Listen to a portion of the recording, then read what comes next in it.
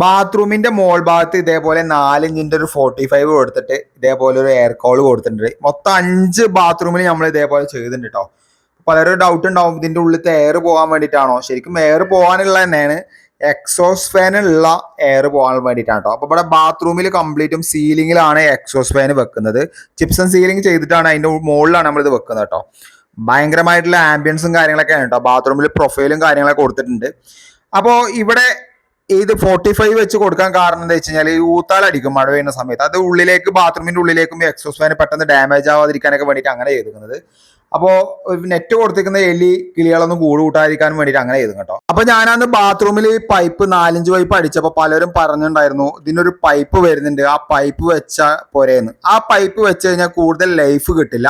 അത് മാത്രമല്ല, ഇത് ഓൺ ആക്കുന്ന സമയത്ത് അതിന്റെ ഉള്ളിൽ നിന്ന് ഭയങ്കരമായിട്ടുള്ള സൗണ്ടും കാര്യങ്ങളൊക്കെ വരും. ഇത് സ്മൂത്ത് ആയിട്ട് തന്നെ ഓടും കേട്ടോ. അപ്പൊ എന്തായാലും വീഡിയോ ഷെയർ ചെയ്യാം.